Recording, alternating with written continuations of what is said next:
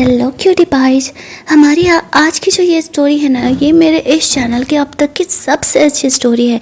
इसमें सारे साइको है। ये एक ऐसी रिवेंज की स्टोरी है जिसकी की एंडिंग काफ़ी ज़्यादा मज़ेदार है। कहानी काफ़ी इंटरेस्टिंग है, इसलिए वीडियो में लास्ट तक ज़रूर बने रहना ये देखने के लिए कि क्या हीरोइन अपना बदला ले पाती है। तो कहानी की शुरुआत होती है पास्ट से।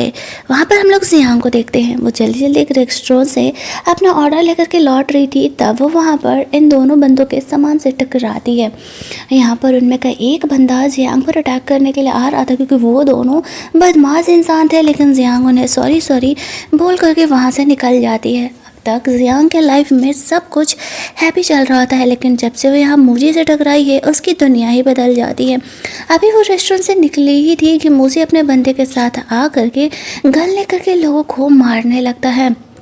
और इन सब चक्करों के बीच में जियांग भी फंस जाती है। वो अपने डैड के लिए केक लेने के लिए आई थी और यहाँ पर ऐसे फंस गई। वो लोग उसे पकड़ लेते हैं। मूजी उन सारे बदमाश लोगों को मार डालता है जो कि उनका दुश्मन था, और जियांग को वहाँ से किडनैप करके लेकर के जाता है। जियांग जब इन दोनों को देखती है तो वो उन्हें उसे जाने देने के लिए बोलती है। वो काफ़ी ज़्यादा डरी हुई थी कि मूजी उसे मार डालेगा। उसका बंदा यहाँ पर जियांग के साथ रोमांस करने के इरादे में था, लेकिन मुझे उसे रोकता है और कहता है कि नहीं, हमें इसे मारना होगा क्योंकि इसने हमारे फेस को देख लिया। अब जियांग उन्हें रिक्वेस्ट करते रह जाती है कि नहीं, मुझे मत मारो, मुझे मत मारो। लेकिन यहाँ पर मुझे गोली चिल्ला देता है।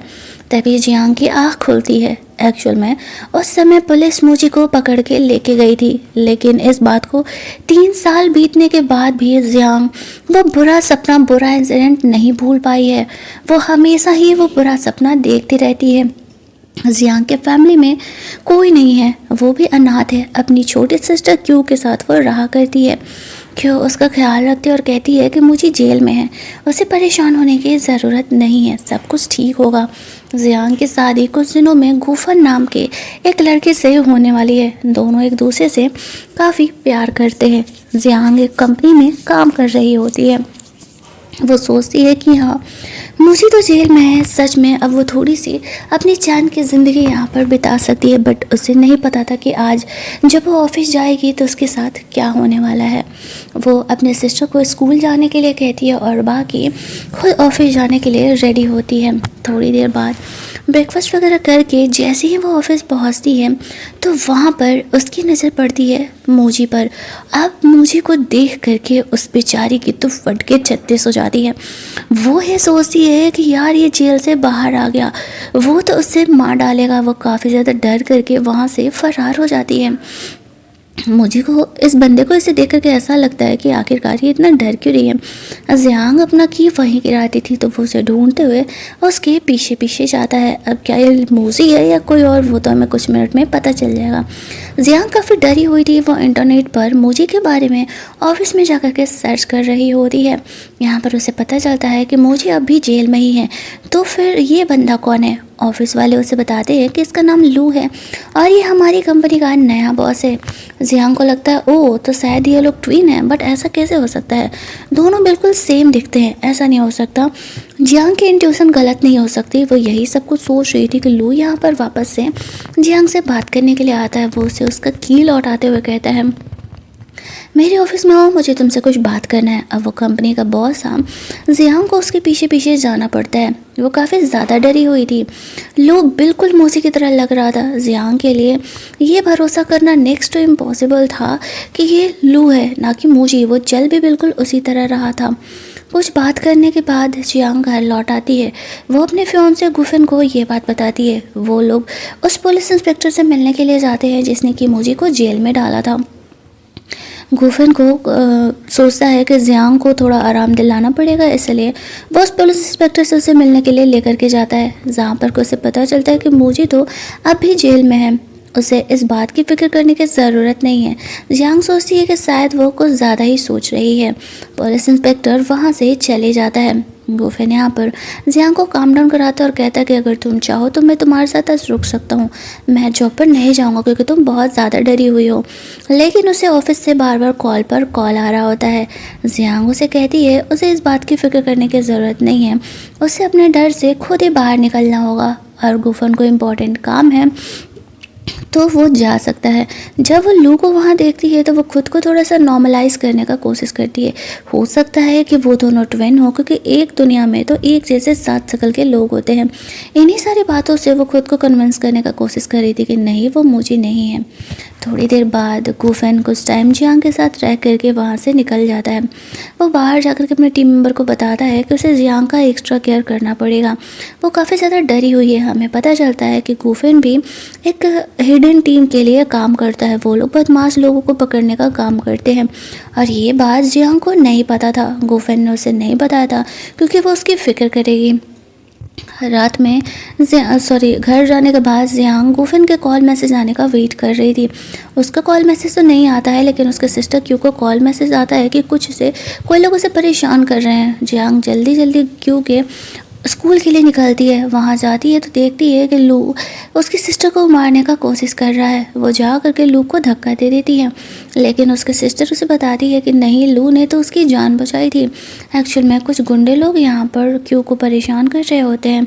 लू बीच में आता है उसका हेल्प करने के लिए। जियांग यहाँ पर लू से ऐसा बिहेव करने के लिए माफ़ी मांगती है। वो उससे कहता है मुझे नहीं पता तुम मुझसे क्यों डर रही हो, बट मैं तुम लोगों को हर्ट नहीं करना चाहता। जियांग उससे अपनी गलती के लिए माफ़ी मांगती है और वो उसे कहती है कि मैं तुम्हें डिनर कराने ले जाना चाहती हूँ, मैंने तुम्हारे साथ बुरा बिहेव किया है। लो इस चीज़ के लिए रेडी हो जाता है। दोनों वहाँ पर डिनर करने के लिए जाते हैं। जियांग बात में बताती है कि 3 साल पहले एक गुंडे ने उस पर अटैक किया था जो कि बिल्कुल लू की तरह दिखता था। अभी फ़िलहाल वो जेल में है, इसलिए जब उसने लू को देखा तो वो डर गई थी। लू उसकी बातों को समझता है। उसने जियांग के लिए कुछ गिफ्ट लेकर के आया था और वो जियांग को वो गिफ्ट देता है। जियांग जैसे ही वो गिफ्ट खोलती है वो समझ जाती है कि भाई साहब उसके साथ हो चुका है कांड। ये लो नहीं है, ये मूजी ही है, और पिछली बार मूजी की वजह से उसे जेल जाना पड़ा था तो वो उससे बदला लेने के लिए आया है। और यहाँ से बेचारे जियांग के बुरे दिन शुरू होते हैं। यहाँ से जियांग ने जो कुछ झेला है, उसने कैसे बदला लिया है या नहीं ले पाई है, ये कहानी काफ़ी इंटरेस्टिंग है और वीडियो का लास्ट तो और भी ज़्यादा इंटरेस्टिंग है। यहाँ पर मूजी ने जियांग के पानी में नशे का दवा मिला दिया था। अब वो जियांग को टॉर्चर करने वाला था। जियांग उसे कहती है कि आखिरकार वो उसके पीछे क्यों पड़ा है। मुझे उसे कहता है क्योंकि तुम्हारी वजह से मुझे जेल जाना पड़ा था। डोंट वरी, मैं तुम्हें इतनी आसान मौत नहीं देने वाला हूँ। तुम्हारी वजह से मैं 3 साल जेल में रहा हूँ, तो मैं तुम्हें एक मिनट ऐसे टॉर्चर करके मारूंगा कि तुम अगले जन्म में भी मुझे याद रखोगी। और यहाँ पर वो सच में जियांग को टॉर्चर करता है। वो उसे कहता है कि आज से तुम मेरी पिट बन के रहोगी, जो मैं कहूँगा तुम्हें वो करना पड़ेगा, और अगर तुमने वो नहीं किया तो तुम्हें पता है तुम्हारी जो इकलौती सिस्टर है, मैं उसे कभी भी मार सकता हूँ। ये मेरे लिए तो बाएं हाथ का खेल है। जियांग ये सुनकर के काफ़ी डर जाती है, क्योंकि पहले तो वो केवल अकेली थी। अगर मुझे उसके साथ कुछ बुरा भी करता तो वो जेल जाती, लेकिन अब उसके साथ उसके सिस्टर भी है। वो उसके सिस्टर को कुछ होने नहीं दे सकती। यहाँ पर मूजी का एक बंदा आता है जो कि जियांग के साथ मूजी के साथ मिल करके काम कर रहा था। एक्चुअल में ना मूजी एक काफ़ी बड़े घराने से बिलोंग करने लगा है अब, और उसने अपना बिजनेस भी काफ़ी फैला लिया है। तो अब मूजी उन दोनों को जियांग के साथ बदतमीज़ी करने के लिए बोलता है और साथ ही में उसके वीडियो भी बनवाता है। अब यहाँ पर शुरुआत में तो मूजी जियांग से नफरत करता है, इसलिए वो उसके साथ ऐसा बिहेव करता है, लेकिन कहानी के बीच आते आते उसे जियांग से प्यार हो जाता है। वो लोग वैसा ही करते हैं और उस चीज़ का वीडियो भी बनाते हैं। लू यहाँ पर सारी चीज़ों को एंजॉय कर रहा था। इन सब हरकतों से जियांग को मूजी से और ज़्यादा नफरत होने लगता है। कुछ घंटों बाद वो घर जाती है, जहाँ पर उसे मूजी का मैसेज आता है और वो उसे कहता है कि 24/7 उसे मेरे कॉल पर अवेलेबल रहना होगा। अब जियांग ये सुनकर डर जाती है। उसे उसका कॉल आता है। मूजी ने उसके फादर को पकड़ करके रखा था क्योंकि जियांग ने उसके कॉल का रिप्लाई नहीं दिया था। जियांग जल्दी जल्दी उस प्लेस पर पहुंचती है। वो लोग उसके फादर को टॉर्चर कर रहे थे। ये इसके अडॉप्टिव फादर थे। जियांग का कोई अपना नहीं था ना, तो यहाँ पर वो जियांग को घुटने के बल होकर के सॉरी बोलने के लिए बोलता है, क्योंकि उसने यहाँ पर मूजी का कॉल इग्नोर किया था। इसी वजह से अब जियांग यहाँ पर मजबूर थी। उसका एक बॉडीगार्ड नीचे शीशा का बोतल तोड़ देता है और तब जा करके वो जियांग से उठने के बल होकर के माफ़ी मांगने के लिए कहता है। मजबूर जियांग बेचारी ऐसा ही करती है। वो इतना तो समझ चुकी थी कि वो मूजी के चंगुल से बाहर नहीं निकल सकती है जब तक कि वो उसे मार ना डाले, क्योंकि पिछली बार जब वो जेल गया था तो वो वापस आते ही यहाँ पर वापस से जियांग को टॉर्चर करने के लिए आ गया। जियांग यहाँ पर मजबूरी में उसका पेट बनने के लिए रहने के लिए तैयार हो गई थी। मुझे उसके बैग में जो कैमरा उसने छुपा करके लाया है वो उसे मांगता है। वो पहले ही जानता था कि जियांग कुछ ऐसा कर रही है। वो उन वीडियोस को डिलीट करते हुए कहता है, अगर तुमने दोबारा ऐसा करने का कोशिश किया तो तुम्हारी फैमिली तो गई, तुम समझ जाओ तुम्हें क्या करना है। जियांग वापस घर जाती है। वहाँ पर जब मुझे का कॉल आ रहा था तो वो फ़ोन नहीं उठाती है।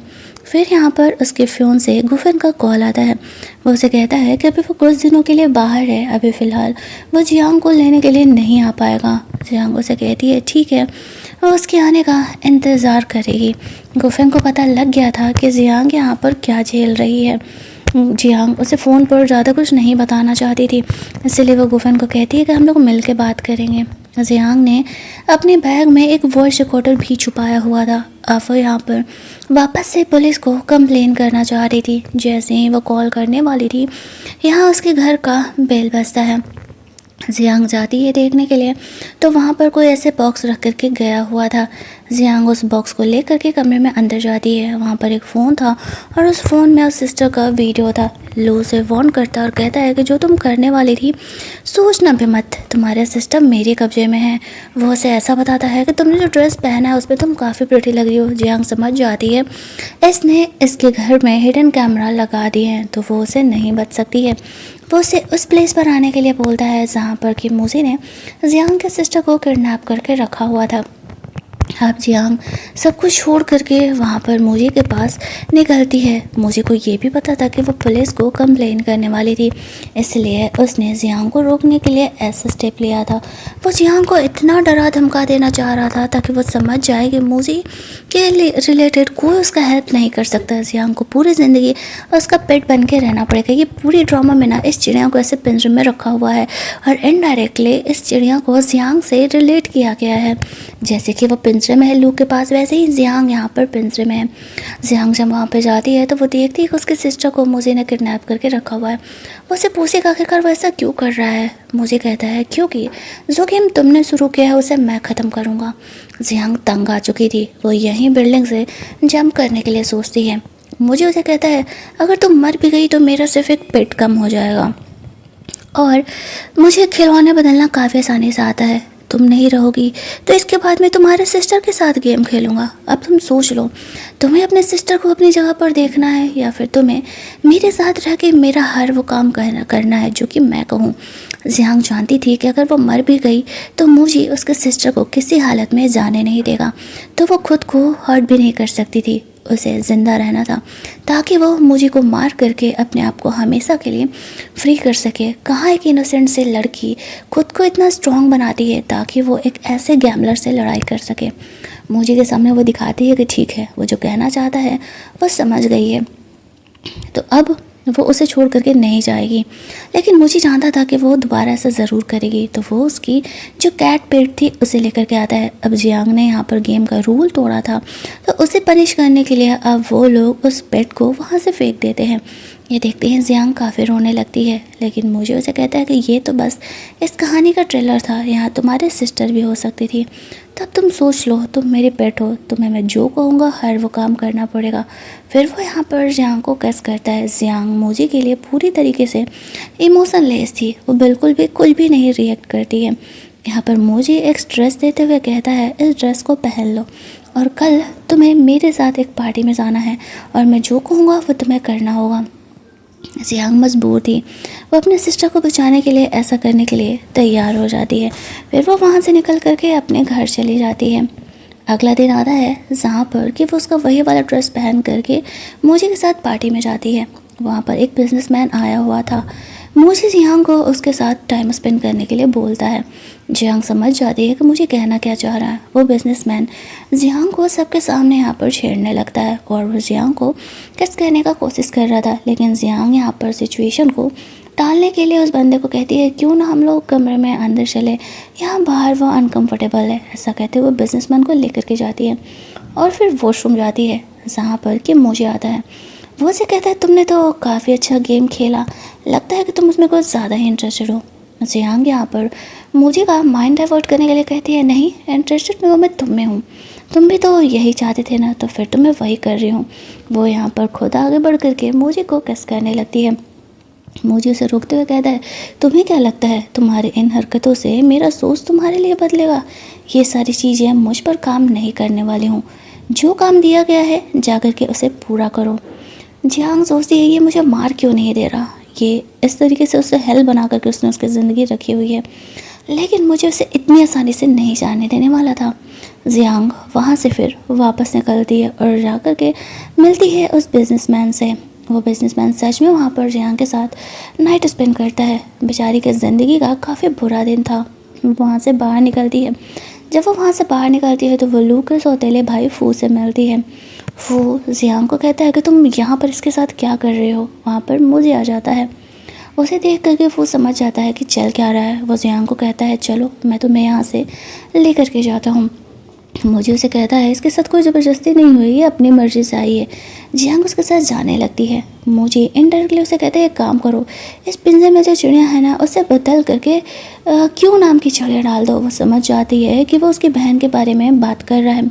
जियांग वापस आती है और फू से कहती है कि नहीं मैं अपनी मर्ज़ी से यहाँ पर आई हुई हूँ, मुझे ने मुझे ब्लैकमेल नहीं किया है। और फू यहाँ पर मजबूरी में जियांग के ऐसा कहने पर वो उसका हेल्प नहीं कर पाता है, लेकिन वो मुझे से ज़रूर फाइट करना चाह रहा था। दोनों भाइयों के बीच में रिश्ते सही नहीं थे, क्योंकि एक तो दोनों सौतेले थे और ऊपर से सारा बिजनेस मुझे अकेले संभाल रहा था। इसी वजह से अब वहाँ पर फू की पिटाई करने लगता है और कहता है कि जियांग अब उसके साथ है, तो अगर वो उससे दूरी बना करके रखेगा तो वो ज़्यादा दिन जिएगा। ये कहने के बाद वो उसकी पिटाई करवाता है और फिर उसे वहाँ से सब लेकर के जाते हैं। अब बारी थी जियांग की। जियांग ने वहाँ से जाने के बारे में सोचा कैसे। वो उसे वहाँ से साइड में लेकर के जाता है और फिर उस बिजनेसमैन को लेकर के आता है जिसने कि यहाँ पर जियांग को टच किया था और अब खुद जियांग के हाथ से वो उसे टॉर्चर करवाने वाला था। और कहता है कि ऐसी आँख से उसने तुम्हें देखा था ना, चलो अब तुम इसे अंधा बनाओ। जियांग ऐसा नहीं करना चाहती थी, लेकिन मुझे ऐसा ज़बरदस्ती करवाता है। वो उसे हार्ट करवाता है और कहता है कि देखो जो भी मेरे ऑर्डर के ख़िलाफ़ जाएगा उसका ये हालत हो रहा है, तब तुम समझ गई होगी कि तुम्हें क्या करना है। जियांग तो वैसे काफ़ी ज़्यादा डरी हुई थी, बट वो कर भी क्या सकती थी, वो यहाँ पर मोजी के चंगुल में फंसी हुई थी। यहाँ पर अब मुझे जियांग को उसका फ़ोन देते हुए कहता है कि तुम्हें अपने फ्यून से गुफिन से ब्रेकअप करना पड़ेगा। अब जियांग यहाँ पर मजबूर थी, वो जानती थी कि अगर उसने ऐसा नहीं किया तो वो गुफिन को भी मार सकता है, लेकिन गुफिन को उसे प्रोटेक्ट करना था, इसलिए वो मुझे के कहने पर उससे ब्रेकअप करने के लिए तैयार हो जाती है। रात में जब वो सो रही थी तो वो वापस से बुरा सपना देख रही होती है कि मुझे उसे हर्ट कर रहा है। उसकी नींद खुलती है तो लू वहाँ पर मुझे वहाँ पर उसके लिए सूप लेकर के आया हुआ था, लेकिन जियांग ने एक ही जिद पकड़ा हुआ था कि उसका सिस्टर कहाँ है, उसे अपने सिस्टर से मिलना है। मुझे लास्ट में से गुस्साते हुए कहता है वो उसके सिस्टर से मिलाने के लिए लेकर के जाएगा, चुपचाप वो ये सूप पिए और सो जाए। जियांग यहाँ पर जानती थी कि अगर वो मुझे के खिलाफ गई तो वो उसके सिस्टर को हर्ट कर सकता है, इसीलिए जैसा वो कह रहा था वो वैसा ही करती है। अगले दिन जब वो उसके सिस्टर को लेने के लिए जाता है तो उसके सिस्टर उस प्लेस पर थी ही नहीं। जियांग कहती है तुम्हें मैं बुद्धू दिख रही हूँ, तुम्हारे अलावा कौन है उसे टच कर सकता है। जियांग वहाँ से अपने ऑफिस चली जाती है। वहाँ पर वो उसे एक नोट मिलता है और कहता है बस तुम्हें कुछ दिनों तक हैंग आउट करके रखना होगा, हम लोग तुम्हें बचाने के लिए आ रहे हैं और उसके सिस्टर इस प्लेस पर है, मिलने के लिए यहाँ पर आ जाने। जियांग यहाँ पर ऑफिस में लू की सेक्रेटरी बन करके थी, उसे मिलने जाना था, इससे लू से उसको पीछा छुड़ाना होगा, तो वो उसकी कॉफ़ी में नींद की दवा मिला देती है और उसे कॉफ़ी देने के लिए जाती है। वैसे तो वो काफ़ी डरी हुई थी, बट कर भी कह सकती थी, ऊपर से ऑफिस के लोग भी उसे बुली कर रहे होते हैं, बट जियांग उन्हें पलट के जवाब दे देती है। सबको जेलस हो रहा था कि जियांग अचानक से लू आया नहीं तो उसकी सेक्रेटरी कैसे बन सकती है, ज़रूर ही उसने कुछ अलग चीज़ यूज किया हुआ है। थोड़ी देर बाद जियांग मुझे के ऑफिस में जाती है। मुझे यहाँ पर अपना काम कर रहा होता है, वो ये चीज़ नोट नहीं कर पाता है कि जियांग इतना बड़ा हिम्मत का काम कर सकती है। जब जियांग वहाँ पर बात बात में उसके लिए कॉफ़ी लेकर के आती है तो वो उसे कहता है कि वो उसके सिस्टर को ढूंढ निकालेगा। उसे पता नहीं उसके सिस्टर को वहाँ से कौन लेकर के गया। जियांग भी उसकी हाँ में हाँ मिला देती है कि ठीक है, वो उसकी इस बात पे ट्रस्ट करती है। बात में मूजी यहाँ पर वो कॉफ़ी पी लेता है। जियांग वहाँ पर बैठ करके उसके बेहोश होने का इंतज़ार कर रही थी। जब वो बेहोश होगा तो ही वो वहाँ से जा पाएगी, क्योंकि वो अगर ऐसे मूजी को बीच में छोड़ करके चली गई तो वो बेहोश हुआ भी है या नहीं उसे पता नहीं चलेगा। लेकिन कुछ ही मिनटों में यहाँ पर वो दवा असर करने लगता है। मूजी मूव भी नहीं कर पा रहा था। वो समझ गया था कि जियांग ने उसमें नींद की दवा मिलाई हुई है और वो वहाँ पर सो जाता है। अब जियांग डबल चेक करती है कि सच में यहाँ पर मूजी बेहोशी है ना। फिर वो वहाँ पर एक पेपर लेके निकल जाती है। जियांग की बॉडीगार्ड वहाँ पर आती है जो कि मूजी की तरफ से रखी हुई थी। वो उसे झूठ बोल करके कि वो पेपर डिलीवर करने के लिए जा रही है, यहाँ पर मिलने के लिए चली जाती है। क्यू को फू ने बचा करके एक दूसरे कमरे में रखा हुआ था। यह उसी का अपार्टमेंट था। अब फू से कहता है मैं मुझे से डायरेक्टली तो तुम्हें नहीं बचा सकता, बट हाँ इनडायरेक्टली मैं तुम्हें वहाँ से भागने में हेल्प कर सकता हूँ। वो उसे पूछती है कि आखिरकार वो लू से इतनी नफरत क्यों करता है। वो उसे बताता है क्योंकि वो बुरा इंसान है, उसकी वजह से बहुत सारे लोगों की जान गई हुई है और इसी वजह से मैं चाहता हूँ कि वो तुमसे दूर रहे। अब यहाँ पर जियांग उसकी बातों का भरोसा भी कर लेती है। फिर वो उसके सिस्टर क्यू से मिलाने के लिए लेकर के जाता है। क्यों इन दिनों स्कूल नहीं जा पा रही थी, जो कुछ भी उसकी लाइफ में चल रहा था, बट फिलहाल के लिए तो फू उसे बचा करके यहाँ पर रखा हुआ था। वो दोनों बहनों को कहता है तुम लोग चाहो तो यहाँ पर रह सकती हो। लू को इस बारे में आइडिया नहीं है कि ये घर कहाँ पर है। तो जियांग सोचती है कि हाँ ठीक है, वो कुछ दिनों के लिए यहाँ पर फू के साथ रहेगी और फिर यहाँ से शहर छोड़ करके चली जाएगी, नहीं तो लू उसका पीछा नहीं छोड़ेगा। क्यों अपने कमरे में चली जाती है। जियांग और फू यहाँ पर आपस में बात करने लगते हैं। उसे लू के बारे में काफ़ी कुछ पता चलता है और सब कुछ बुरा ही फू यहाँ पर लू के बारे में उसे बोल रहा था। इधर लू को होश आता है, उसका सेक्रेटरी उसे बताता है कि उन्हें पता चल गया है कि जियांग अपने सिस्टर क्यू के साथ कहाँ गई हुई है। अब लू उसे ऑर्डर देता है जा करके दोनों को लेकर के आने के लिए। उसे ये पता चला था कि वो फू के साथ रह रही। उसे इस बात पर काफ़ी गुस्सा आता है। वो फू के साथ तो उसे किसी हालत में नहीं देख सकता था। इधर हम लोग देखते हैं कि रात हो जाती है और फू यहाँ पर क्यू से मिलने के लिए उसके कमरे में जाता है। वो उसे मिल्क देता है और वो उसे काफ़ी अच्छे से बिहेव कर रहा था, लेकिन क्यू को यहाँ पर फू का बिहेवियर कुछ ज़्यादा ही स्ट्रेंज लगता है। वो ना जाने क्यों उसे कभी कभी पल भर के लिए कोई साइको जैसा लगने लगता है। बट क्यू यहाँ पर फू के एहसानों के तले दबी हुई थी तो चुप थी। और रात में हम लोग देखते हैं कि सच में फू एक साइको ही है। वो रात में ऐसे लड़की बन जाया करता है और लड़कियों के साथ जाकर के बदतमीजी करता है और उसकी नज़र क्यू पर थी। इसी वजह से वो यहाँ पर जियांग का हेल्प कर रहा था और उसे पता था कि जियांग लू की कमजोरी है। इस वजह से भी वो जियांग के सामने अच्छा बन रहा था। जब वो दूध पी करके नशे की हालत में क्यों सो रही होती है तो फू रात में चुपके से उसके कमरे में जाता है ताकि उसे इस बात का आइडिया ही ना लग पाए। वो उसके साथ अभी बदतमीजी करने ही वाला था कि वहाँ पर जियांग की नींद खुलती है और वो अपने सिस्टर को देखने के लिए उसके कमरे में जाने लगती है, लेकिन वो जल्दी से बेड के नीचे छुप जाता है ताकि जियांग को इस बारे में पता ना चल सके। जियांग देखती है कि उसकी सिस्टर सो रही है तो वो चुपचाप कमरे से बाहर निकल जाती है, लेकिन तभी उसे डाउट होता है कि कुछ तो गड़बड़ है। वो यहाँ पर उसे ढूंढते हुए यानी फू को ढूंढते हुए उसके कमरे में जाती है। उसे वहाँ पर फू नहीं दिखता है तो उसका डाउट और ज़्यादा कंफर्म होने लगता है। वो धीरे धीरे उसके कमरे के अंदर जाती है। वॉल पर वो ब्लड का निशान देखती है। उसे लगता है कि कुछ गड़बड़ है, कहीं किसी ने फू को हर्ट तो नहीं कर दिया यह, या फिर फू उन साइको में से एक तो नहीं है। यही सब कुछ माइंड में ले करके वो फू को कमरे में ढूंढ रही होती है। तभी फू वॉशरूम से अंदर आता है और उसे कहता है कि वो कमरे में क्या कर रही है, कुछ प्रॉब्लम है क्या। जियांग वहाँ पर कहती है कि नहीं, मैंने तुम्हारे कमरे के डोर पर ऐसे ब्लड का निशान देखा था तो मुझे लगा कि शायद कुछ गड़बड़ है। वो वहाँ पर उसे झूठ बोल देता है कि हाँ उसका हैंड थोड़ा कट हो गया था ना तो वही ब्लड लग गया।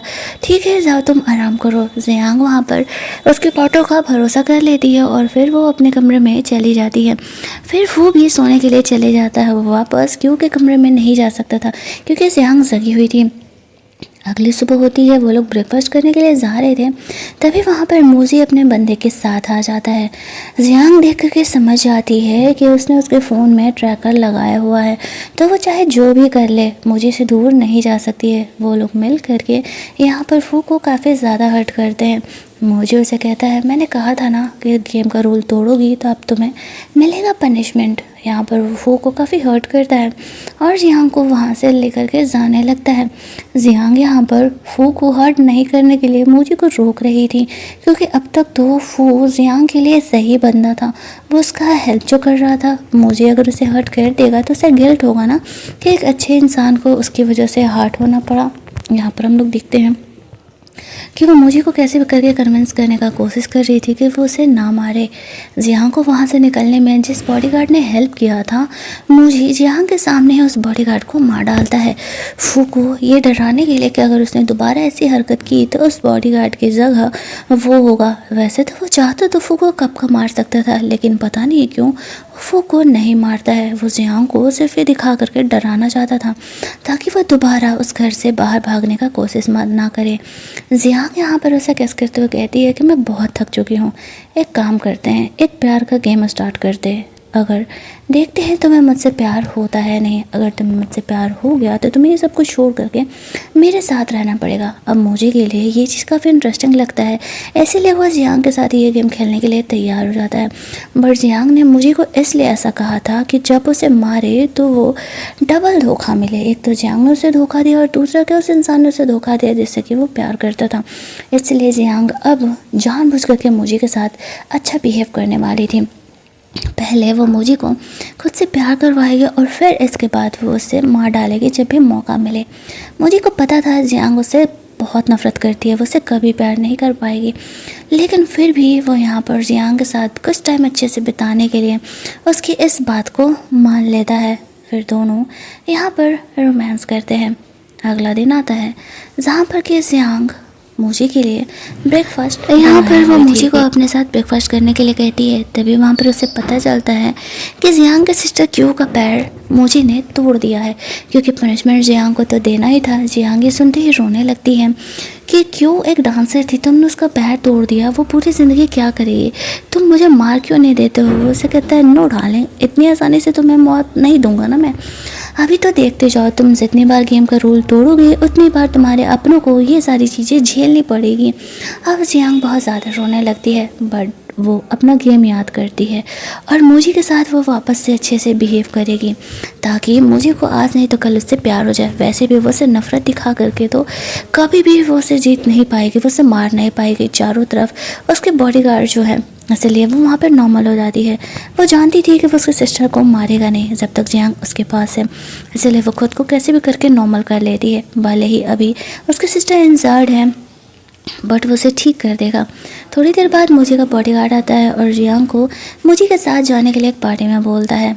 यहाँ पर जियांग अपने पर्स में नाइफ़ रख करके जाती है ताकि उसे मौका मिले तो वो मोजी को हार्ट कर सके। थोड़ी देर बाद वो रेडी हो करके नीचे पार्टी में जाती है। आज जियांग का बर्थडे था, मोजी ने उसके लिए पार्टी दिया हुआ था। दोनों यहाँ पर अभी बात ही कर रहे होते हैं कि अचानक से यहाँ पर जियांग का पर्स गिर जाता है। वो उसे उठा लेती है, मुझे उसे चेक करने के लिए बोलता है। जियांग के पर्स में वो नाइफ़ नहीं था। एक्चुअल में जब वो नाइफ़ लेकर के निकल रही थी तो जो उसकी बॉडीगार्ड थी ना, उसने वो नाइफ़ निकलवा दिया था। यहाँ पर हम लोग देखते हैं कि एक वेटर आता है जो कि यहाँ पर मोजी पर अटैक करने के लिए आया था। मोजी के बहुत दुश्मन थे, लेकिन उसके बॉडीगार्ड्स बीच में आ जाते हैं और खुद इंजर्ड हो जाते हैं। वो लोग मोजी को हर्ट नहीं कर पाते। ये सिचुएशन देख करके जियांग ये सोचने लगती है कि वो भला यहाँ पर मोजी को कैसे मार पाएगी, उसे कुछ और ही प्लान बनाना होगा तभी वो उसे मार पाएगी। वो बॉडीगार्ड आकर के मोजी को कुछ बात बताती है। ऐसे तो वो मोजी की बॉडीगार्ड थी, लेकिन उसने यहाँ पर इनडायरेक्टली जियांग का हेल्प किया था। जियांग यहाँ पर वॉशरूम जाने के लिए कहती है, वो उसे अकेले तो जाने नहीं देता, इसलिए वो जो बॉडीगार्ड थी वो जियांग के साथ जाती है। वॉशरूम में अंदर जाकर के जियांग उसे कहती है, तुमने मेरी हेल्प क्यों की। वो बॉडीगार्ड कहती है, मैंने तुम्हारी हेल्प नहीं की है, मैंने मोजी का जान बचाया है। जियांग कहती है, हाँ लेकिन तुम मेरे बारे में उसे बता सकती थी, लेकिन फिर भी तुमने नहीं बताया। वो जानती थी कि वो लड़की जियांग को पसंद करती है, इसलिए वो उसका हेल्प कर रही है। वो उसके साथ मिल करके काम करने के लिए कहती है, लेकिन वो लड़की यहाँ पर उसे ऐसा करने से मना कर देती है। वो बॉडीगार्ड जानती थी कि घर में हर तरफ वॉइस रिकॉर्डर और कैमरास लगे हुए हैं, तो अगर वो यहाँ पर जियांग को काम करने के लिए हाँ बोलती है तो वो भी जान से मारी जाएगी और जियांग भी मरेगी। इसलिए वहाँ पर उसे समझाती है कि वो मुझे को छोड़ करके जाने के बारे में ख्याल निकाल दे बाहर, लेकिन वो उसे सारे में कहती है कि वो उसके साथ मिल करके काम करने के लिए तैयार है। जियांग समझ चुकी थी कि उसके फ़ोन में भी यहाँ पर लोकेटर और ट्रैकर लगा हुआ है, तो वो इस फ़ोन के साथ तो कुछ भी नहीं कर सकती है। अगले दिन वो वापस से मोजे के लिए ब्रेकफास्ट बनाती है और वहाँ पर उसे वो एप्रन बांधने के लिए कहती है। वो मोजे के मन में रोमांस पैदा करना चाहती थी, बट वो ये नहीं जान रही थी कि वो एक गैम्बलर है।